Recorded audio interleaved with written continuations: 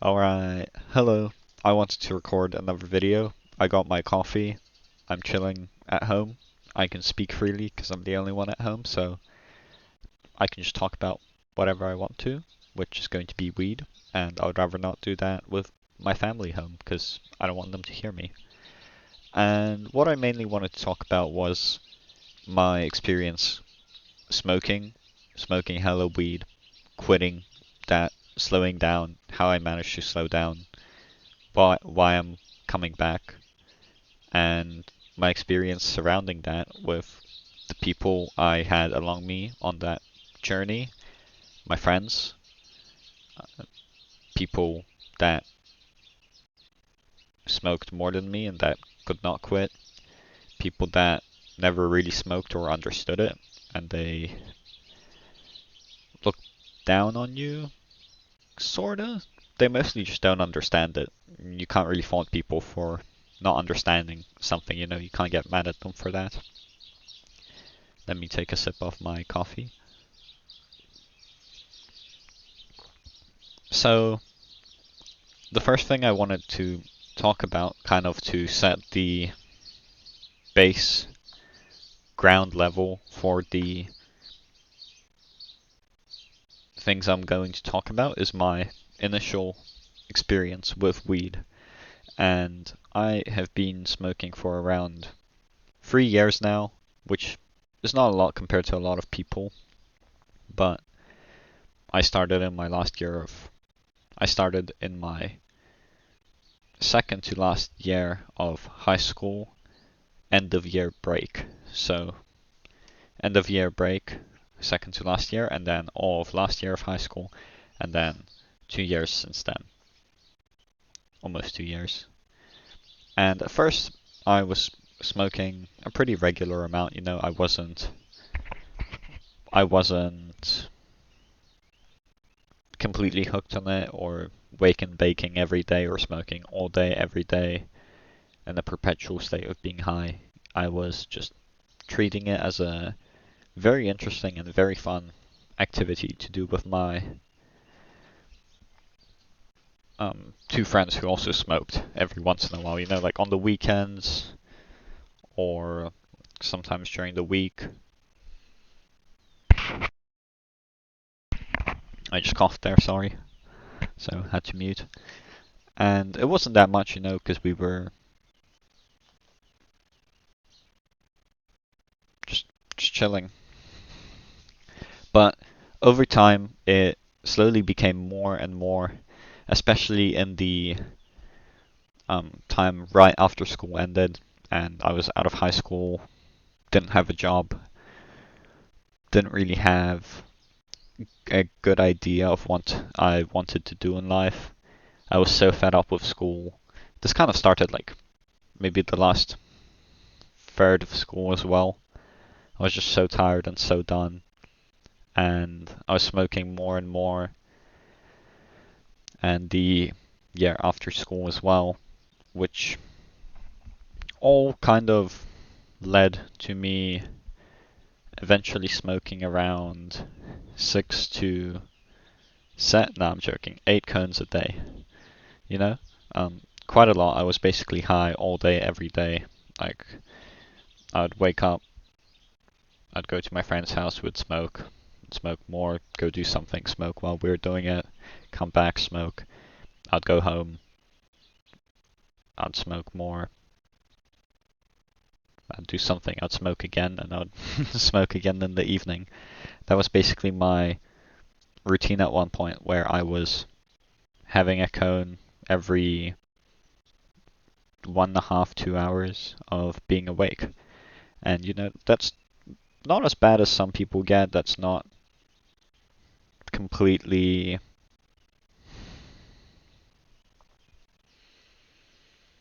It's not completely life ruining or intense. Some people are going to be like, oh, I smoke 20 cones a day, or I do a gram dab every time. But that was my experience with it, and that was enough for me to be permanently high all the time, and all the things that come with it. Like, I would need to smoke to have an appetite. I could not eat unless I had a cone beforehand, or I just wouldn't find things enjoyable or fun unless I was smoking. I'm kind of getting off topic here. I'll cover this a bit later in the video, but I had a friend who got me into smoking and who was a very good friend to me for the like 2-3 years of my life before I quit smoking for a bit, for 3 months. And he smoked more than me. You know, he was up in the 10 to 12 cones a day range when we were hanging out at my peak. And, you know, as I started to slow down, he didn't really try to, and just was smoking way more than me. So I can kind of use that as a preview of what it's like when you smoke that much. I'm gonna take another sip of coffee.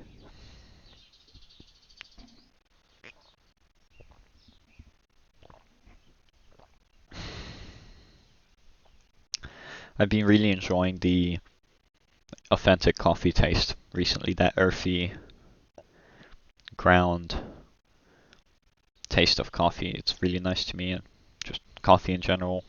I've been drinking a lot more than energy drinks, mainly because I can put less sugar in it as well. The energy drinks just started hurting my teeth.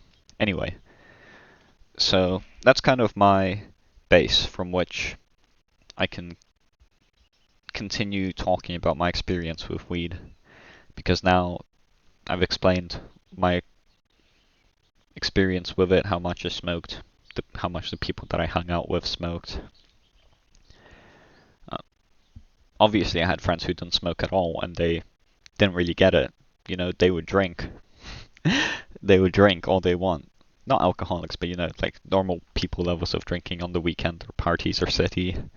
But they would never touch a J or a bong because they thought it was unhealthy, which a lot of people who don't smoke seem to think that it's way bad for you, when in reality things like alcohol or even not going to the gym are just as, if not, alcohol's definitely worse. Not going to the gym, depending on your other lifestyle. But you know, smoking is not all that bad for you, especially if you do it in a safe manner. And cigarettes or vaping are not that safe manner, which is why a lot of people have that view on it. So, I wanted to talk next about what smoking that much, or smoking in general, did to me in terms of its effects on my life and my personality. So, I've already mentioned the struggling to eat, which was one of the worst side effects of smoking that much, is that you just lose your appetite and you lose your natural ability to discern how much food and energy your body needs. Because you're only really hungry after you smoke, because you get the munchies, but after you smoke a lot and you smoke all day, you even lose the munchies. You just stop wanting to eat, really. Part of it was because I was doing other things like psychedelics, which also remove your appetite, but I was not doing them nearly as much. And even in periods where I was not doing them, I would still have no appetite. So I do attribute it in a large part to smoking all the time. A different positive aspect of it was that I was a lot nicer and more chill to just people in my life if I was high, because I just did not care. I was okay no matter what, because I knew I could just go have a cone and I'd be feeling okay no matter what was happening. And that was a really, really powerful tool to have for my emotional management, because I just got mad or irritated very, very infrequently. It did not happen at all. And everyone in my life was telling me how chill I am, how calm I am and collected, how nice it is being around me because I never get mad or irritated. But on the opposite side of that coin, I also never expected anything from people or myself. And it kind of took away my almost motivation to do things because I knew I could feel good all the time without having to put in effort or really do something to feel good. You know, I could just have a cone and boom, that's all I need. I'm chilling now. I can just sit and play games or talk with people and not really have any drive to achieve more things in life or to better my situation really to a point where I don't need to be high all the time to feel good. Because that, in my opinion, that's what it comes from, is that you're just not happy with where you are in life and you're not happy that you can't move forward, so you silence all of those thoughts with the smoke. You just become satisfied, docile, but happy. And for some people, that happiness, even though it's not necessarily happiness from an earned place, I'm no one to take that away from you. You know, if you're happy with that, that's very good for you at a certain point. For me personally, it just stopped being enough, and I wanted more out of my life than being perpetually high. And so I had to slow down. Another positive aspect from the weed over the 3 years is that it really helped me with a lot of my mental health and I'd say self-esteem issues. Not just smoking it, but all the things around it. Like, I met a lot more people, I started going to parties, people thought I was cooler, and that helped me internalize that and get my self-esteem and confidence up to a pretty good level, which I managed to keep even after I quit smoking. You know, I still have no issues walking up to people and starting conversations, being friendly with strangers, approaching people in public, cold approaching people in public just to talk to them. It's all a lot easier even now. I've retained those skills, which is very, very good.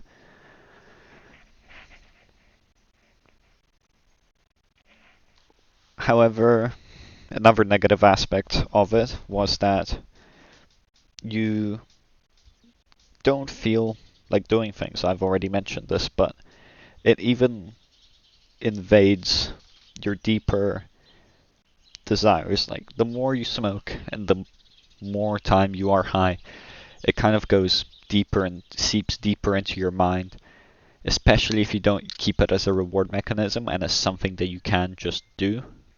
For example, I was not going to the gym nearly as much as I do now, or as I did before I was perma high all day. And back when I was keeping smoking as a reward mechanism and only smoking on weekends or rarely during the week, and now when I keep it as a reward mechanism and smoke once or twice a week. I'll talk about amounts as well in a bit, but I was going to the gym maybe 2 times a week, 3 times a week, and I was perfectly happy with that because when I was perma high, that just felt good enough for me. That felt satisfying, and I was just so low energy and low motivation all the time that I thought that was okay. And only now that I've quit or slowed down very, very drastically, it I have that urge again to go to the gym, to work out every day, to better my life, to do things other than just sit and smoke and play games or go to parties. It did make it a lot easier to have friends and to acquire new friends because it's very easy to just walk up to people and be like, yo, do you want to come smoke with me? And of course they'll say yes. I mean, most people my age smoke. Most, like 90% of the people that go to parties, hang out, drink, are not going to say no to a free smoke. So it's very easy to approach people and to have a friendly interaction, which is very nice. But those are skills that you can keep when you've quit as well. Now, how did I quit? First off, I have not gone sober off of weed for longer than, I'll say 9 days was probably the longest that I have not ingested weed span of time. However, I went from smoking every day, 6 to 8 cones a day, to smoking. If you guys have a grinder and it has a keef compartment, it has a little plastic keef spoon, right? The amount of weed that I smoke now, when I want to have some, is the amount that I can scoop up with that spoon. And that portion is enough for me to feel high and for me to be satisfied. I'll put a picture of it on screen for those of you who don't have one. But basically it's a very small amount, and compared to having a full cone piece, a brimmy, it's basically nothing. And even though I still get high from it, the amount of lung damage I'm doing to myself has gone down drastically, very, very drastically, and my addiction to it has also gone down very, very drastically. I don't want to say fully disappeared, because while I can control it now, and I decide when I smoke instead of just my body wanting to feel high and then having a cone. Let me have a sip of my coffee. It's a lot easier to control those urges, because even though I still get high, because the amount of the actual substance I'm ingesting is so much lower, my dependency on it is also lower. At least that's how I think of it. Makes it a lot easier. I've been quit for 3 months, and I did it by slowly tapering off. First off, the amount of cones that I had in a day went down from 6 to 8 to 1 cone a day, and then I just started making the gaps longer between those cones a day. So I'd go from smoking 1 cone every day to having 1 cone every 2 days to having 1 cone every 3 days. And then from there only smoking like once a weekend when I don't have work. And that's about where I've kept it, because I smoke 1 keef spoon of weed whenever I do want to smoke, or if I'm in the city and I see people smoking, I still approach them and ask if I can join in and have a puff, because it's not my weed and I'm only seeing these people once, so it's not the same, you know? Like, it's not having my own weed that I smoke on to break the cycle. It's utilizing a lucky opportunity to go connect with people and also ask them for some smoke. What I've noticed coming off of the weed has been personality changes that I like less and some that I like more than when I was permanently high. For example, I am way less nice and tolerant now. It's gotten better over the last, I'd say, month or two, where I've kind of gotten used to having way less THC in my system. But over the first month especially, like, I was so much shorter tempered and easy to piss off. I was getting into arguments with my friends more often. I was being not as good to my girlfriend.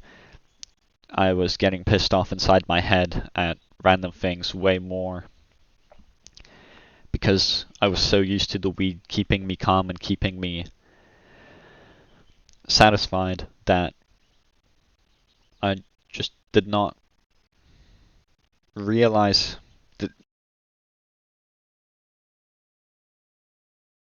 I forgot how to control my emotions naturally and how to do it without the help of smoking all the time. So that took some time to adjust to, and I'm still not as chill as when I was smoking all the time. I I don't know if that state is possible to achieve naturally. I very much hope so that it is, but as of now I'm not there yet. I'm way more chill than when I started quitting, but I'm not as chill as when I was smoking all the time. However, I have way more motivation to do things. I have been going to the gym 5, 6 times a week, way more frequently than how much I was going when I was smoking. I've been working on my car, working at my job. I've been more motivated to work on my car and work at my job and to find more jobs and to live life and to kind of grow my life and grow as a person. All those things have been way more appealing since I've stopped smoking as much because I don't have that instant gratification of just having a cone. I need to actually do something. I need to make my life better, to feel better. So as a result, I've been doing that. I've also noticed that when you stop smoking, um, or when you stop smoking and you don't smoke for a while, the day after you smoke, you are going to be very emotionally dysregulated. And this happens pretty much every day after I smoke. On the next day, I've started calling it Rage Bait Day in my head because things will just piss you off more, or things will happen that don't usually happen, but they will happen on the next day after you smoke that will piss you off way more than any usual day. And you kind of just have to accept it. It's like a come down from weed, which many people don't believe in, but I think there is a come down. It's not physical, it's not mental, it's emotional. You're going to be less emotionally regulated, less stable, easier to piss off, going to get pissed off at more things on the next day because you no longer have the THC in your system making you feel good. But it's just something you can accept and something that you can work around because you know it's going to happen. And if you know it's going to happen, you can control it. So just be aware of that and try to see if you notice it. If you're one of those people that smokes every few days, see if on the next day after you smoke, you have a rage bait day where you're just more pissed off at things for no reason. Now, why I have decided to come back and I don't want to go completely sober off of weed. I like the fact that it made me way nicer. I like being nice to people. People like when I'm nice to them. I can be this like harder, more pressuring, more demanding person when I'm sober, and I can want more from myself and from other people. And while wanting more from myself is good and it pushes me to greater heights and a better life, I don't want to pressure and want other people to do things. I don't want to expect other people to do things, and I want to be nice to people regardless of what they are doing, so long as they're not negatively impacting me specifically, harming me. I think you should be nice to people, and weed makes me a lot nicer. It is also a very good tool for emotional regulation. If you have a bad day, if you have a terrible experience that's going to make you mad or pissed off, weed is one of the best tools for kind of internalizing that and processing that feeling and that experience and not letting it affect other people around you. I don't want to have those negative emotions inside me and then use other people as coping mechanisms for processing that and getting rid of it. I don't think that's as healthy as just having a cone and then chilling out and being happy.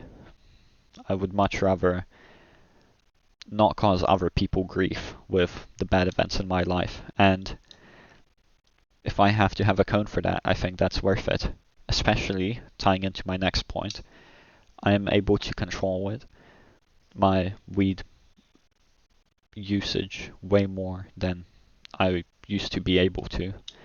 You know, I think to smoke 6 to 8 cones a day, you really have to not be able to say no, not be able to resist the temptations that of your body, of your mind, to just want to silence it. Obviously, you would have some sort of mental issues still that need to be silenced, but once you've dealt with those, it is a lot easier. Not that I've necessarily dealt with all that much that I remember, but you know, I was able to get to this state, and I'm not going to let myself fall down that slippery slope of dependency again. I've managed to climb out. I'm very proud of myself for climbing out, and I would like to keep it this way because I truly believe that it's better. Final thoughts, I just want to mention my tolerance. As I said, I was smoking a Keef spoon of weed whenever I do, and that gets me high, where before I'd smoke a whole brimmy, and I would be like, damn, I could go for more right now, I really don't feel high enough. You know, what's it called? Controlling it, and moderation is key. Controlling yourself is key to getting high. You can't just let yourself go off the leash and go crazy, because you're not going to get as high as if you were disciplined and actually using the tools at your disposal properly. You know, if you abuse tools, they get blunt. If you take care of them, they stay sharp and they stay good for you. So don't fall down the slippery slope. Discipline yourself, and you will be rewarded for it with a lower tolerance and a better high and a better life. You don't have to quit forever. You don't have to quit permanently. You don't have to never touch weed again. You can control it. Don't let the substance take over your life and rule your life. You are better. I was better. I proved it, and now I'm ready to step in the ring again and use it as a tool of for good rather than coping and trying to silence my thoughts and get away from reality. Thank you for watching. Goodbye.